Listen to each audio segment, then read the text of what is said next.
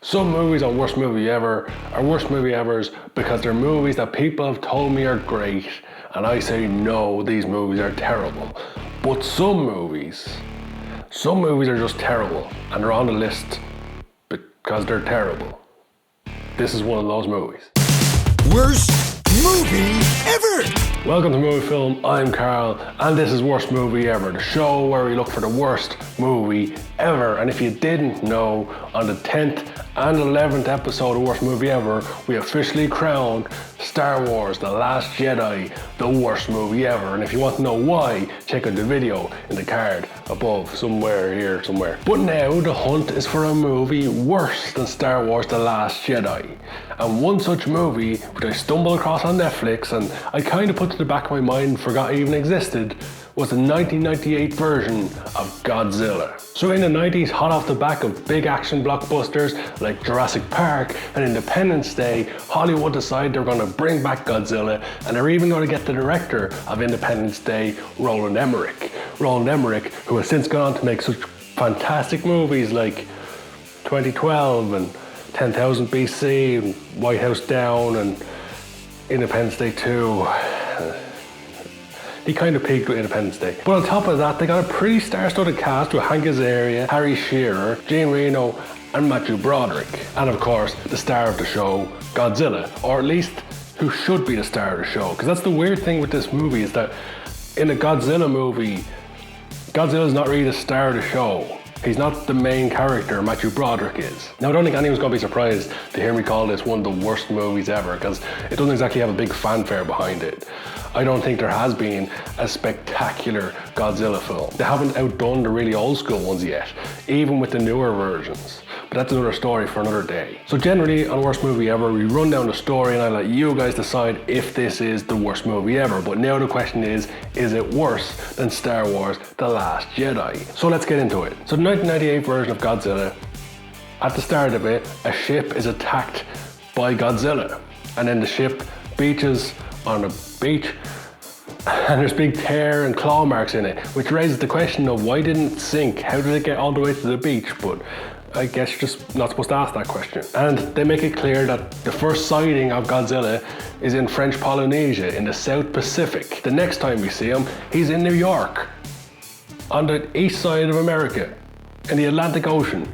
How did he get that far that quickly? But again, don't ask questions. So Godzilla appears in New York and everybody panics. The city's evacuated and the army storm in. Matthew Broderick is also brought in as like a specialist, I guess. But Godzilla disappears. They don't know where he is. This big giant monster of a creature who's been terrorizing the city and is bigger than buildings somehow can disappear. And I know New York has some big buildings, but still, he's a big giant dinosaur type of thing.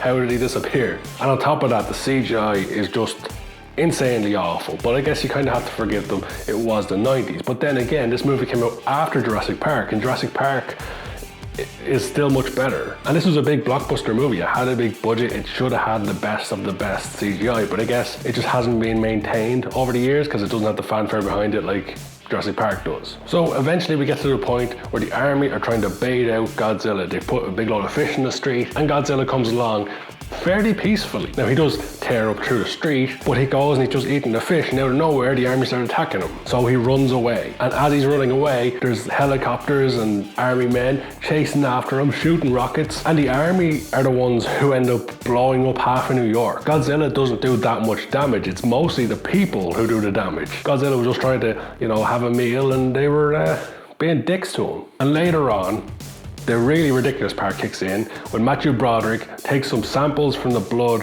of Godzilla when they were shooting him, and he determines that Godzilla is pregnant. Even the characters in the movie go, so there's another one out there. This supposed to be the female, and there's another Godzilla out there. And he goes, no, it's asexual, and just produces the eggs by itself. Magic. So now we've got an asexual Godzilla on the loose. Everyone's terrified, and Matthew Broderick decides they have to find a nest, but the army kicks him out because the news finds out about it, and they think he spoke to the news before they spoke to the army. So they kick Matthew Broderick out, and they're not going to find his plan. They're not going to find the nest. they're just gonna kill Godzilla. And that's the other thing, in the movie, you think Godzilla should be like the main guy. They should focus on it. They've got this big monstrous creature. He should be the focus, the center of attention. They need great character creation, and they need a character that can stand the test of time, that everyone looks at and goes, yeah, that's an iconic movie character. But for the first 45 minutes, you only see snippets of him. You see like a leg, or you see a tail flip.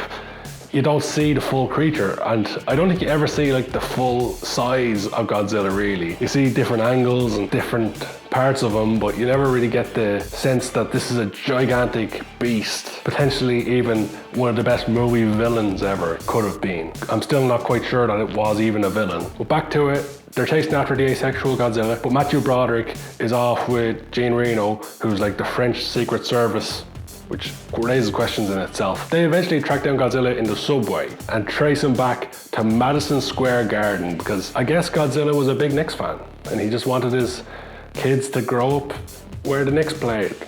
Now, why a pregnant dinosaur would seek out New York of all places? Like, New York's pretty cool. I've met some pretty cool people in New York down the years, but it's not the place I would personally raise a family, and I don't see why a big wild dinosaur type creature would leave somewhere out in the wild where they've loads of peace and they're just left alone, and they go to one of the most populated cities in the world into a sports arena where they could just live their life out in the wild in peace. The story doesn't make a whole lot of sense, but I guess that's why it's on this show. So the long and the short of it, Matthew Broderick and Jean Reno and some other people, they find all the eggs in Madison Square Garden, and it turns out there's over 200 eggs, they claim later on. Now, Godzilla's size doesn't change at all in the movie before or after the eggs, which raises questions, because the eggs are like, they make the point that the dinosaurs are 9 foot tall when they're born, and there's over 200 of them. Godzilla had over 200 of these like 8 or 9 foot tall eggs inside him. It's a lot of space, but the character didn't seem that big by